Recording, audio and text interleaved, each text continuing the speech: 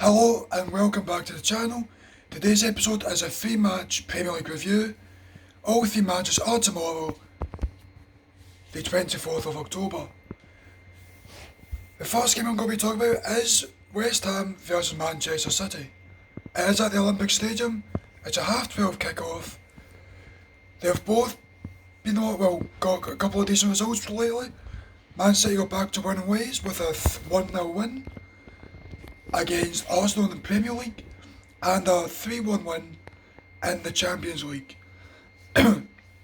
West Ham drew 3 each their last Premier League game at Tottenham Hotspur after going 3-0 down within the first 16 minutes. Manuel Lanzini scored an absolute screamer from about 30 yards to make it 3 each in the dying seconds. This game will be a bit weirder because usually Man City are coming in top form again, or using top form. West Ham are usually coming in poor. But this time it's kind of switched to roughly the similar form. Everyone knows that West Ham are now able to punish people without really changing much players. On the other hand, Man City can be very vulnerable at the back, as we have seen plenty of times this season. Pep Guardiola is looking to make it 3 wins in a row for the first time in a while. Do I think he can do it?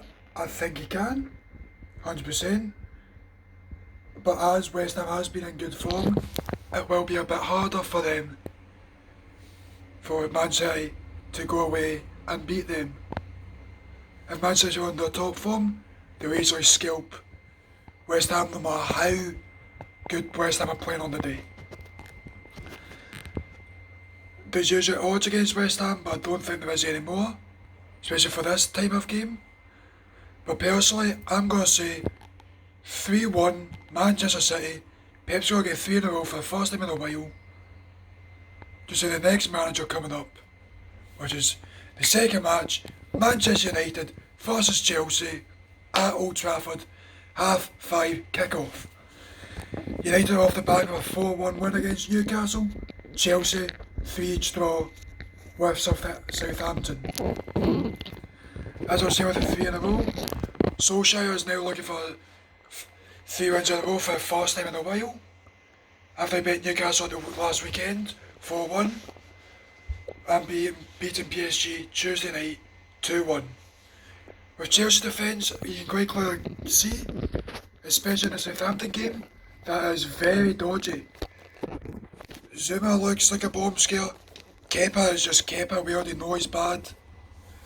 It's going to be a real challenge for them with Chelsea, especially with the pace that Rashford and Martial has got. It does look like United will be able to get in behind and probably beat Chelsea quite easily if they're playing well. You'd have Pogba, De Van der Beek, Bruno ahead of them, Rashford on the left, Greenwood on the right, Tory through the middle. 1 minute. Sorry about that, change of scenery. I'm out and about. Here we go. But yeah, about the Chelsea United game. Chelsea's defence is vulnerable with Manchester United's pace in the attack. You could definitely see United probably scalping Chelsea. But also United's defence has been a wee bit problematic, and you can probably see Chelsea getting behind with their pace. So it is really going to be whose defence is the worst on the day. Is it going to be United's? Is it going to be Chelsea's? Personally, I think United will win, as they're off the back of a back-to-back win, 4 against Newcastle, as I said, and a PSG 2-1 in Paris too.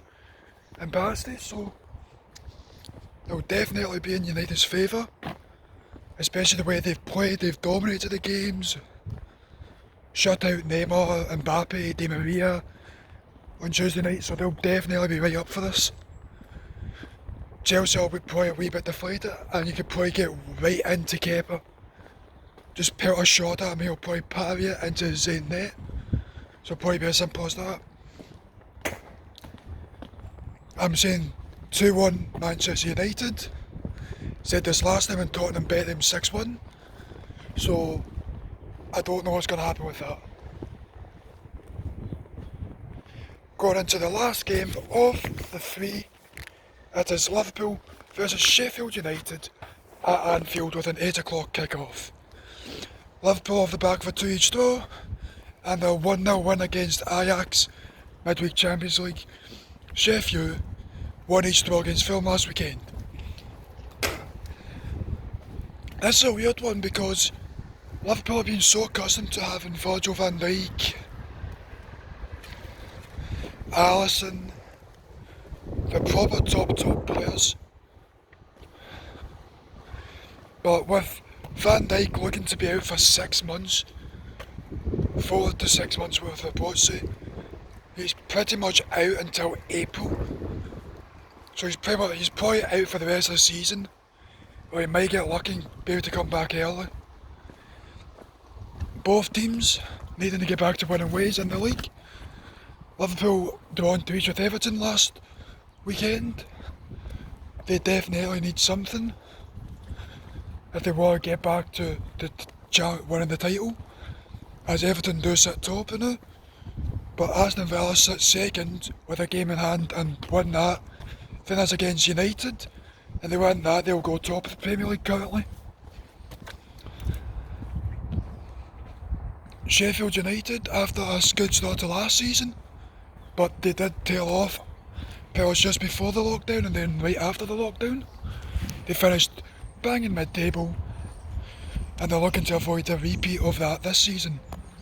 But that's usually with the promotion bounce that you always get. You do always get that bounce for promotion. You can go on a straight away win and run in the next league above, as you've seen from Sheffield. But also, you see the polar opposite with Wycombe Wanderers in the Championship. They've not won a game in the first 4 games, I think it is, in the Championship, so you can definitely tell it's a bit harder there. For me personally, I think it's got to be Liverpool to win this. I can't see Sheffield doing much.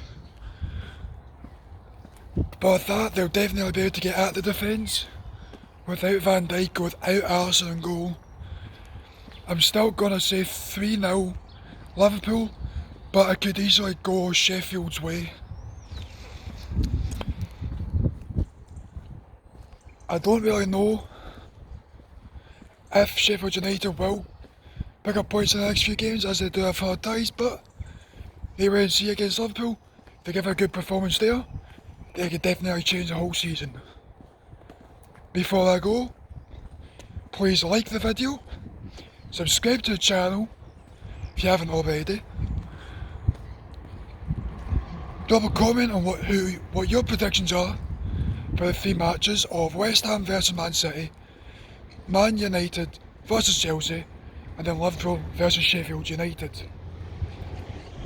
There is a link in the description for the official Twitter account of the channel.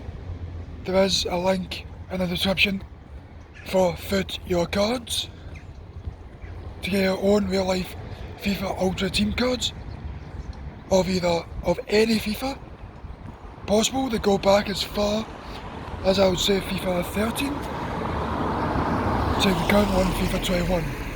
But with that, I'll catch us all later.